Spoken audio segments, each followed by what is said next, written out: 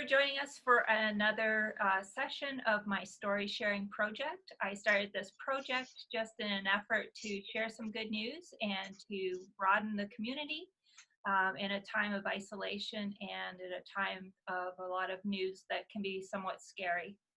So I just wanted to spread some good news.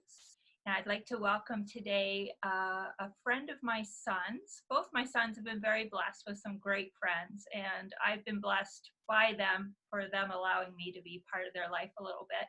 And Julian is one of these people. So I'd like to welcome Julian today. Thank you for doing this project with me. My pleasure. Yeah, it's really good to see your face too. Same.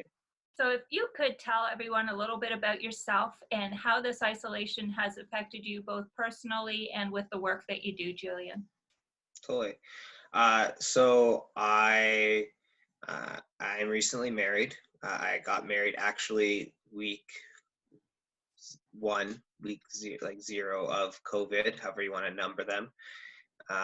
Which was a huge process where we had planned for an open ceremony and 200 reception, and that changed all within a matter of days. Like, yes, we could watch COVID happening, but there was never a certainty of what, like, across the world. But then obviously we didn't know when it would hit Canada, and then it hit Canada the week before our wedding. So there was a lot of changes last minute.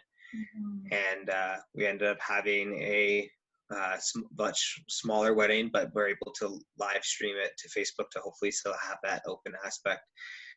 So that's been my life since COVID began, of being newly married. And in terms of what I do, I'm a part-time youth pastor. I also worked for a board game cafe where I was obviously cannot work right now due to this at that location, as well as a school bus driver. I had started just like a month before COVID happened. So I was busy in different aspects, all that I enjoyed, and 2 out of 3 of those are not currently happening due to COVID.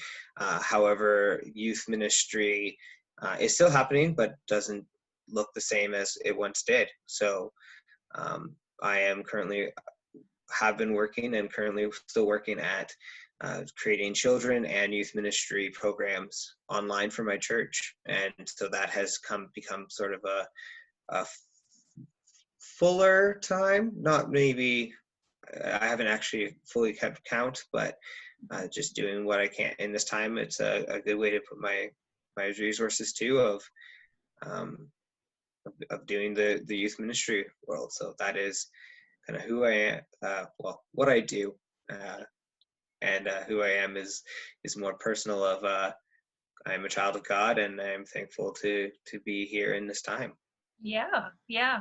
I'm finding, speaking to people that are doing anything ministry-wise, that this is becoming quite a blessing for ministry, because so many people are tuning into church that maybe never did go to church before, or not as often, and even I know for small groups and different people connecting that maybe wouldn't have gone out for a study are now connecting. So are you finding that with the youth ministry as well? I'm seeing that in the church for sure. My church is a smaller church, and so we're doing more filming our services, and I'm presenting them on YouTube. So it's not so much of a live stream as some other churches are doing. Both seem to be working fine, where we're seeing higher numbers in terms of views on our YouTube videos and maybe attendance in the past. And same as I know, like my wife is also a youth pastor, so they're seeing the same thing with her church. We're at different separate churches, but same denomination. And as for youth, though, I will say, and I know we're not alone in this. I see that both of us are part of a few Facebook groups that are for youth pastors, and there are quite actually a few youth groups. Some are seeing the same effect where they're growing, having more people get involved, and certainly that is happening in terms of even doing discipleship small groups, as you've mentioned. Mm-hmm. But in terms of a youth group program, numbers aren't completely the same. Mine have roughly stayed the same. But I know others are struggling, and even like since my wife and I do our youth groups together, we're seeing a mixed amount number. Sometimes not all my kids are there, sometimes not all her kids are there, and we're not getting the fullness, but we're not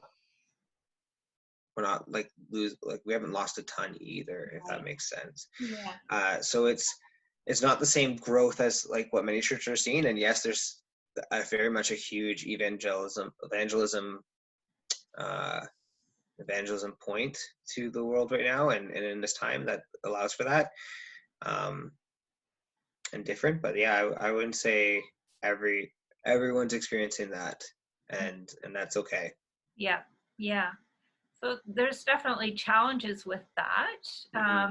But like everything, I like to look at both sides of the coin. And the whole purpose of this project is sort of looking at that brighter side of things. Hmm. Have you seen any blessings or good stories that have come out of this?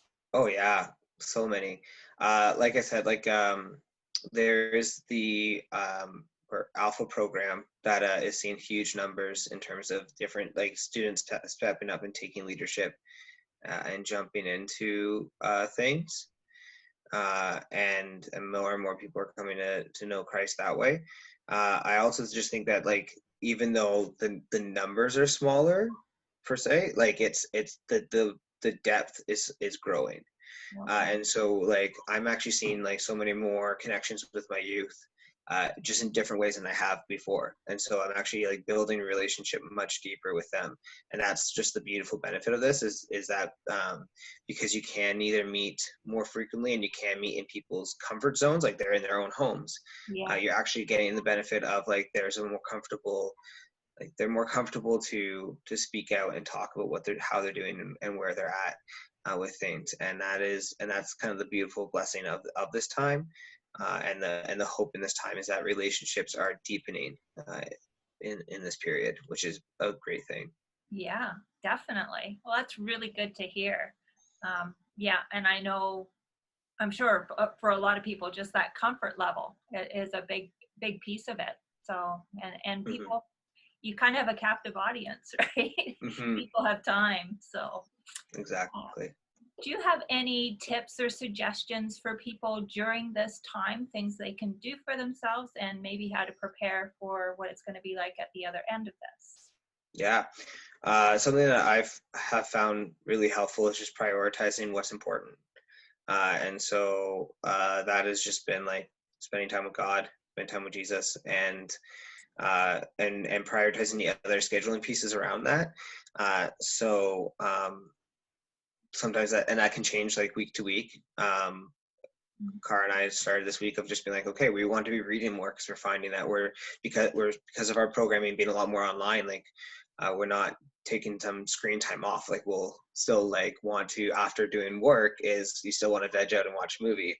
And so it's like, okay, how do we start reading more? So having healthy goals to start prioritizing your extra time with, picking up hobbies. I started doing like painting miniatures as I'm a big nerd, and so I started doing some D&D miniatures the other week, and just spending time in ways that can relax and do hobbies that I normally wouldn't have time for, is helping create that space and create that a healthy sanity in this time, frame of mindset, and yes, I think still figuring out how you can have some sort of scheduling, because I think because so many people, it's just an unknown, and there are so many people who are just stuck with um, yeah, not being able to go out, not having the same thing. Many people have unfortunately been laid off for a time or for this during this time, and so having some sort of still creating a schedule that you can work from,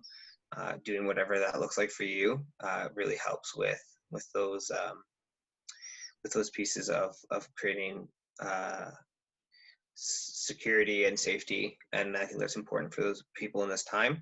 What it looks like after, I'm also very curious to see what that is. I think the world will be different. I think there will be things that will after time go back to how they were before. Um, I'm excited to the opportunity um, of those connections having like that you might have built online becoming more realized in person. I'm also excited to see how many ministries will start having a better online presence because of this time to practice it better and to put it in place.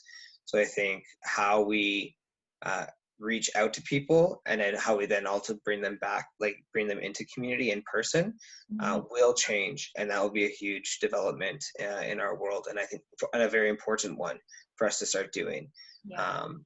And so I think that's something I really look forward to, and I think will be different after this, and I'm excited to see like how that practically works itself out, which we can idealize and make some theories, and I've worked out some theories, but we won't be able to practice them until we actually are out of this time. So I look forward to meeting in person again for sure.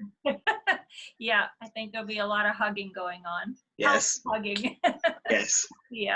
Yeah, that's great. Yeah, and I think we're all looking forward to seeing what this world is going to look like at the other end. I think we're learning a lot. I think we're growing stronger as a people. I think our priorities are becoming more clear. We're slowing down and we're seeing what's important.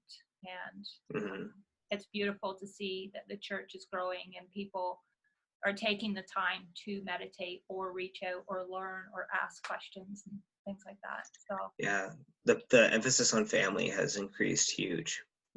Which is always been said but never practiced as well, and I think that's really changing a lot, which is awesome. Well, thank you for all that, and it was really good to hear about that, Julian. I think that's about the end of the interview portion. I have tasked everybody with a dad joke or an anecdote, so if I can put you on the spotlight and get your comic out. Yeah, totally. No, the car asked me the other day how she looks, and I responded with your eyes. Of course you did.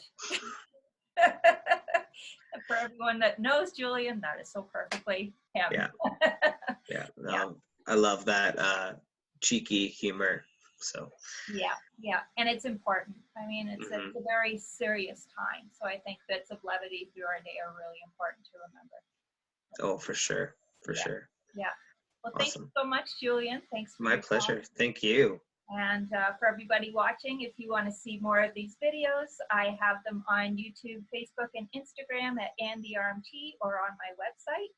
And thank you for your time for watching today. Until next time, be blessed and be a blessing to someone else. And thank you so much, Julian. My pleasure. Thank you. Well, all the best.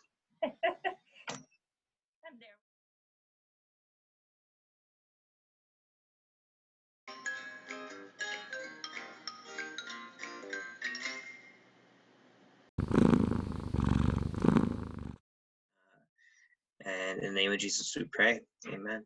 Amen. Thank you. My pleasure. Oh. All right. You're great. All right. I hope to see you at some time when this is all over. For sure. Big bonfire and dinner. Oh, that'd be so good. Oh, so good. All right. All right. Take care. Have a great rest of your day. Bye. Bye-bye.